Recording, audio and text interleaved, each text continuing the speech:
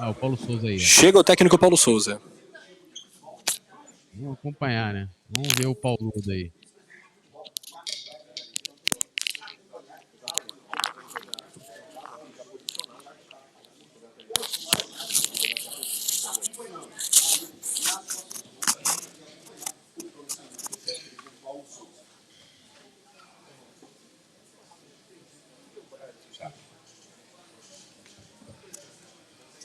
Lembrando que Bruno Spindel, diretor executivo Eles estão lá comunicando, né, que tá entrando, acho que agora estão aparecendo ali Marcos Braz e Bruno Spindel. Eles vão fazer um pronunciamento. Vamos ver aí o trio. Bem, como viram, estou mais em forma do que eles. Chegaram um pouco mais tarde, por isso. E vamos abrir já com um assunto que tem vindo a ser muito falado com vocês. Sabem que e penso que vocês percebem a clareza e a frontalidade que eu normalmente tenho. Admito, sem dúvida nenhuma, que deixei uma folha solta para vocês poderem especular. Nunca o Diego se meteu à disposição, nem nunca o Bruno me disse que o Diego estava à disposição. O que aconteceu, sim, foi uma falta de comunicação entre o meu fisioterapeuta e o meu preparador. Houve, sim, uma falta de comunicação do Bruno comigo, que me induziu a poder eventualmente pensar. Falámos, conversámos, esclarecemos aquilo que tínhamos a esclarecer, como gente crescida, como gente que quer bem ao Flamengo, de forma a podermos caminharmos juntos e fazermos bons resultados como fizemos hoje. Por isso, da minha parte, e penso da parte de todos, do Diego, do Bruno, do Marcos, nós estamos muito centrados naquilo que queremos fazer, que é ganhar. Bom, boa noite a todos. Como o Mister falou, o episódio já está superado. Todos aqui dentro do Flamengo têm um objetivo muito claro, que é a conquista dos títulos, dar alegria ao nosso torcedor. E da minha parte, de novo, repetindo o que o Mister já disse, em nenhum momento o Diego se colocou à disposição para jogar. O episódio está completamente superado. Vamos aí para uma temporada boa para buscar os títulos. Até porque na terça-feira ele fez um trabalho no campo. Depois disso fizemos testes musculares para podermos perceber que tipo de força é que tinham e percebemos que tínhamos dado um passo a mais do que aquilo que deveria ter sido e hoje ainda está no DN, de forma a poder ter equilíbrios musculares e força suficiente para não dar passos atrás, de forma a ver qual é o momento. Como eu vos disse, há processos a serem feitos e sim esse processo de poder integrar no campo de forma a poder rapidamente treinar com a equipe. Vamos abrir para as perguntas. Aqui é Guido Nunes, do Grupo Globo. Bom, Paulo, a pergunta é direcionada a você. A gente entendeu mais ou menos, né, o que já aconteceu pelo que você disse. Eu queria só, se você pudesse... Espero que desta vez tenha sido mais claro. Eu queria só ir um pouco além nessa explicação, de voltar lá no tempo e talvez você explicar para a gente o que te motivou a levar um assunto como esse para a coletiva, né, de sair do ambiente interno e expor da forma como você expôs. Foi uma pergunta clara e, sem dúvida, o que me levou foi exatamente aquilo que eu disse. Uma má comunicação interna entre o meu fisioterapeuta e o meu preparador e uma falta de comunicação do Bruno que me induziu a isso.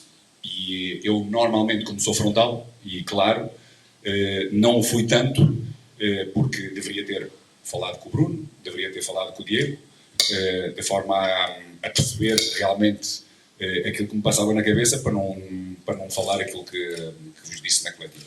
Por isso estou aqui a admitir que nenhum deles me tinha dito, nenhum, sem dúvida, e a pergunta me levou a isso, muito simplesmente. Boa noite, Paulo, Boa noite. Marcos e Bruno. Eu queria perguntar para o Marcos e Bruno, fiquem à vontade para qualquer um dos dois responder, como administrar assim, eu sei que vocês já falaram que está superado o episódio, mas assim, é uma situação que o Flamengo vem numa vitória super importante, com contundência, e acontece uma situação com o goleiro, que é um dos jogadores mais importantes da história do Flamengo, mas que hoje é o terceiro goleiro do Flamengo. Como evitar novos atritos novos ruídos na comunicação para não ter problema. E ao Paulo, assim, Paulo, o que houve com o Flamengo no segundo tempo? O Flamengo não teve a mesma volúpia, porque o primeiro tempo foi muito bom, apesar de 1-0, 7 finalizações a 1, volume de jogo, 60% de posse de bola, mas acabou que o Flamengo perdeu um pouco no volume. Obrigado, boa noite. Deixa-me só, senão depois... exatamente aquilo que disse, ou seja, mesmo nós, primeiro, temos um Pedro que, em termos competitivos, não tem tanto volume de jogo para poder manter ritmos também eles elevados. Outros jogadores também com alguma dificuldade para poder manter intensidades altíssimas de forma de pressionar bem alto, de conseguir, porque é muito complicado jogar contra estas equipas, porque são equipas com distâncias muito curtas, que esticam muito o jogo muito rápido, ou seja, que despendem só energia em transições ofensivas, e isso dispõe muita intensidade mental,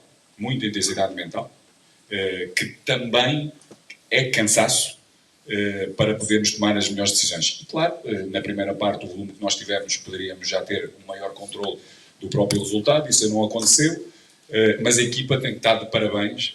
Estou super contente pela maturidade que a equipa apresentou, mesmo baixando essa mesma intensidade normal por acontecer. Teve bastante controle de jogo, teve mais capacidade de poder manter ritmos, para podermos fazer algumas acelerações e algumas transições para podermos até conseguir, porque tivemos também na segunda parte possibilidades de o poder fazer. Penso que o último passe, com um pouco mais de precisão, levávamos a isso, para podermos ter um pouco mais de tranquilidade, mas o Everton sentiu cansaço muscular, o próprio Arrasca, e claro, são jogadores, são determinantes, que levam o jogo para a frente, que são criadores, e quando essa frescura começa a diminuir, claro que se ressente no jogo, mas muito satisfeitos, porque não esquecemos que esta equipa já tirou prontos a equipas muito importantes,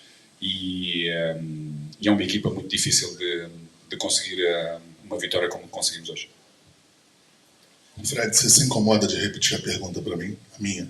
Eu pego o microfone, não, Marcos? Não, pode falar. Não, Marcos, assim, como vocês pensam assim, em administrar para que não tenham novos ruídos, como aconteceu nesse caso nessa semana, já que o Diego, apesar de ser um dos jogadores, não só o goleiro, um dos jogadores mais importantes da história do Flamengo, mas hoje ele é um terceiro goleiro. O Flamengo vinha de uma vitória super importante, né, com contundência, com volume.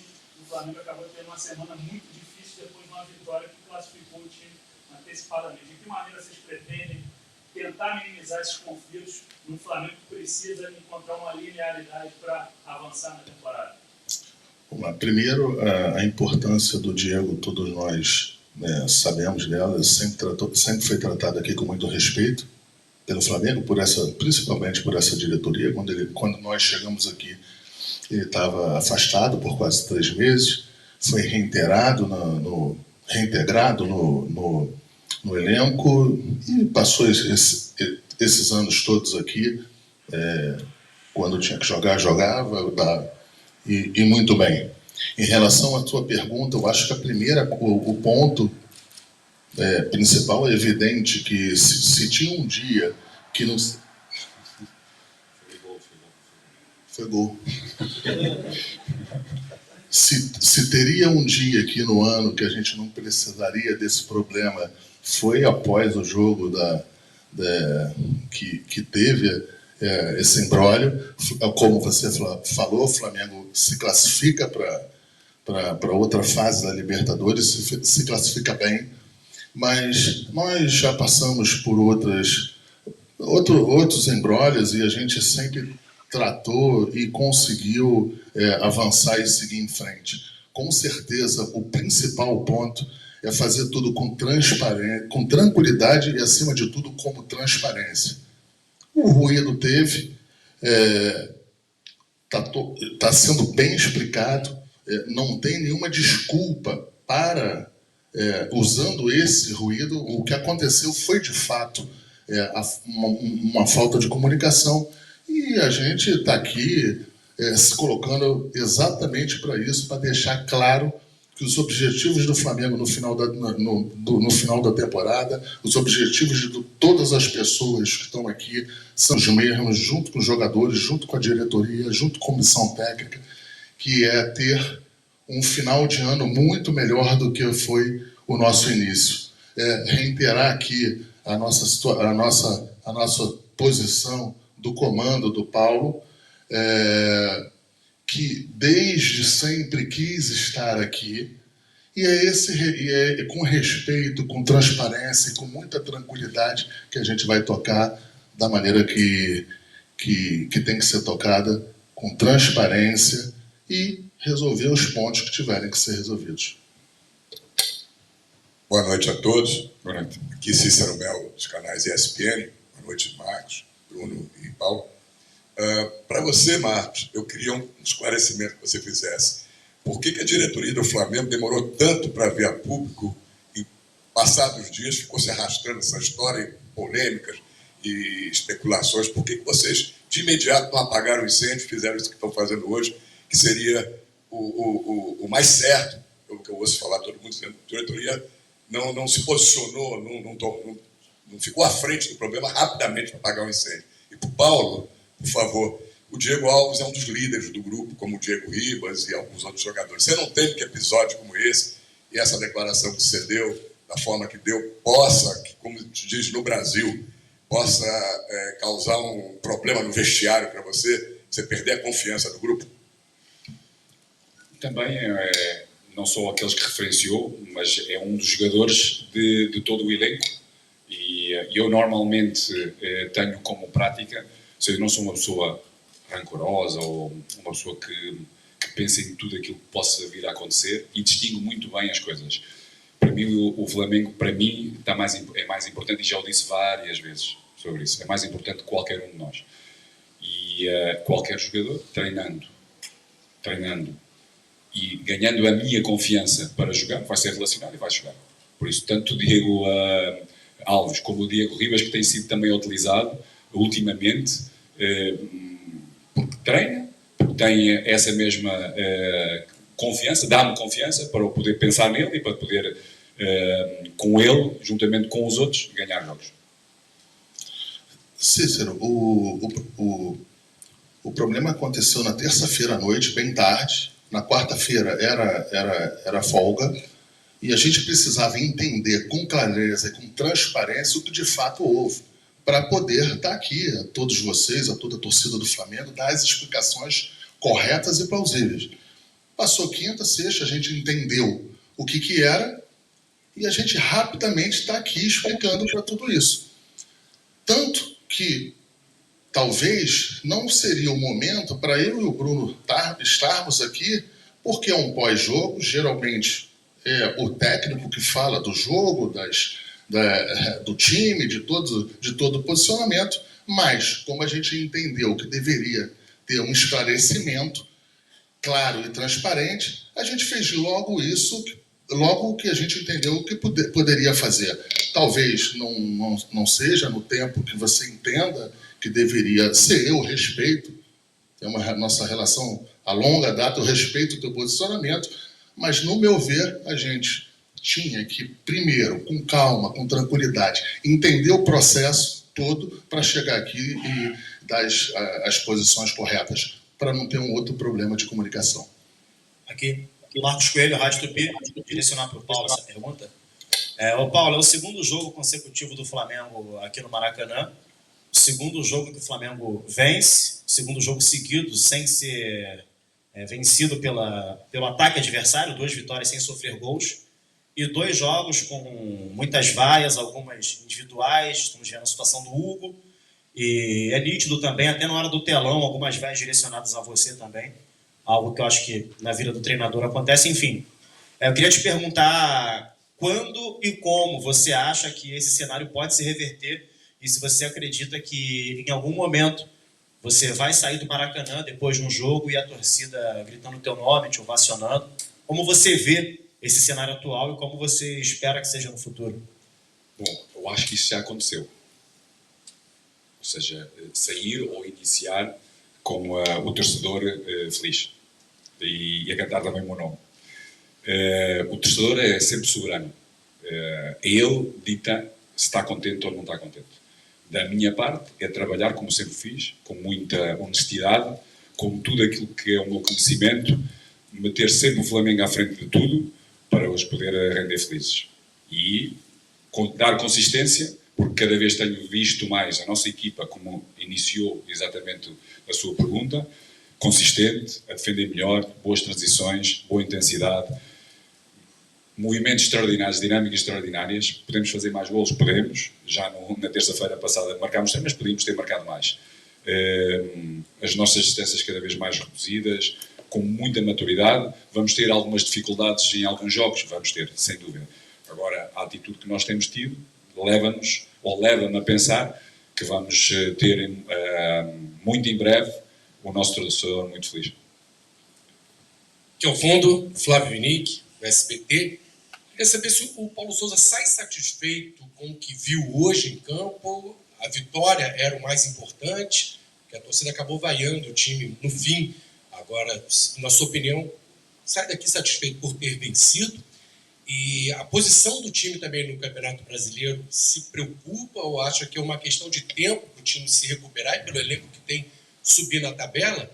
E queria saber do Marcos Braz se o mais importante é a Libertadores, o foco, a prioridade é a Libertadores, e enquanto vai tudo bem na Libertadores, não precisa nada ser feito. Se é esse o raciocínio, não estou enganado.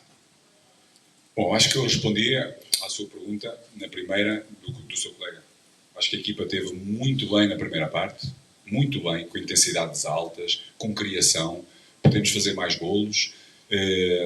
Na segunda parte, quando baixámos a intensidade, sobretudo dos homens da frente, que é normal, e sobretudo 2 jogadores que influenciam muito o jogo ofensivo, que têm um compromisso com a equipa, que é o Everton e o Arrasca, de momentos de transferências defensivas e no momento de organização defensiva estarem presentes cada vez mais, para podermos ter resultados mais volumosos.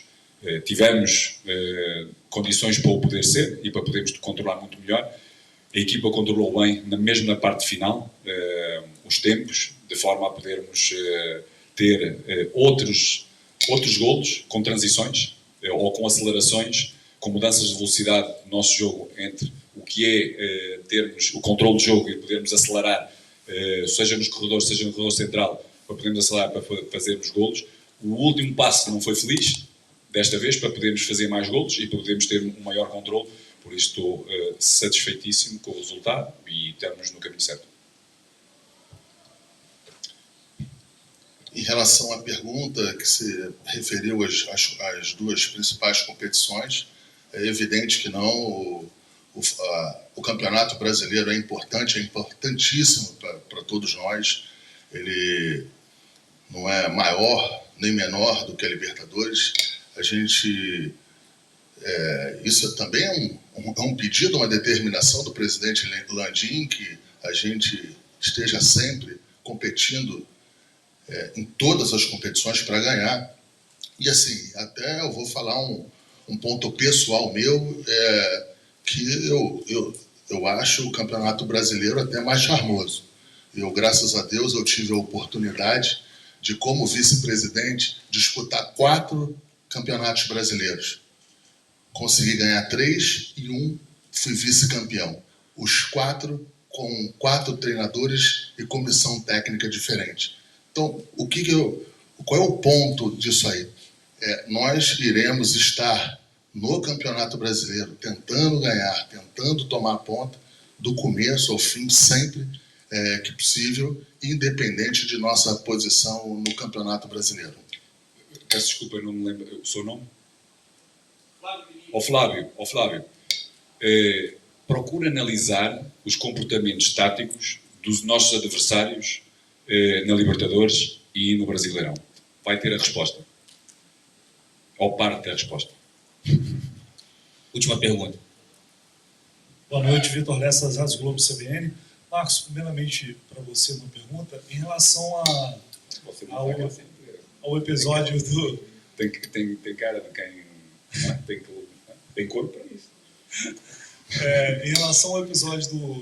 Não quero voltar a retomar todo aquele assunto, mas quando surgiu aquela reportagem do Renato Maurício Prado com o Jorge Jesus, muitos disseram que talvez tenha faltado um posicionamento mais firme da diretoria para que desse um respaldo ao trabalho do Paulo.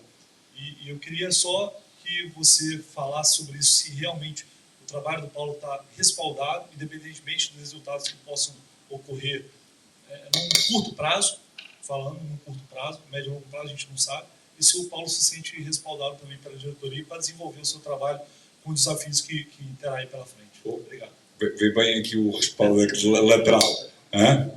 Um atleta que já passou, já está fora de peso, né? E este é mais um touro, por isso está sempre à frente dele, por isso mais respaldado. Hein? Eu acho que até antes de você fazer a pergunta, eu deixei isso posto aqui. Eu acho que o respaldo ele é feito no dia a dia, com transparência, internamente. Muitas vezes, claro, você precisa se posicionar, você precisa mandar mensagens em alguns pontos. Eu entendo isso, entendo a tua pergunta, mas em relação à reportagem e que a gente não se deu ao posicionamento, acho que a gente vem fazendo isso aí sistematicamente. O problema é que quando você começa a todo dia, quando é questionado por um jornalista, questionado por alguém,